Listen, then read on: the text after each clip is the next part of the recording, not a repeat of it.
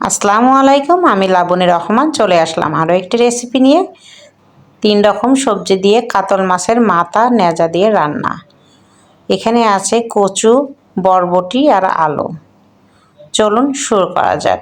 প্রথমে আমি মশলা রেডি করে নিব।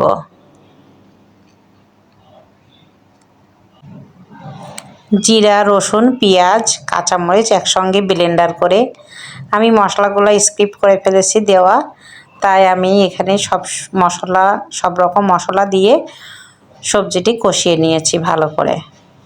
কষানোর পরে তারপরে আমি পানি দিয়ে ঢাকনা দিয়ে ঢেকে দিয়েছি আগে থেকে ভেজে রাখা মাথা অনেক 5 কেজি ওজন মাছের মাথাগুলো ছোট ছোট করে কেটে নিয়েছি। যেহেতু একটা মাথায় রান্না করলে কড়াইয়ে আটবে না, এজন্য আমি শুধু মাথা দিয়েই আজকে রান্না করেছি।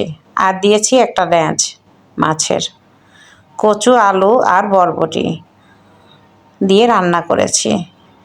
ঝোল এই পর্যায়ে শুকিয়ে এসেছে, তরকারিটি হয়ে গেছে প্রায়। আরেকটু ঝোল শুকিয়ে গেলে আমি নামিয়ে দিব। খেতে অনেক সুস্বাদু সবজি গরম গরম ভাতের সাথে পরিবেশন করলে ভালো হয়, খেতে অনেক মজা। আমার ভিডিওটা যদি আপনাদের ভালো লেগে থাকে তাহলে like, comment, share and subscribe করে দিবেন। ভালো থাকুন, সুস্থ থাকুন। আল্লাহ হাফেজ।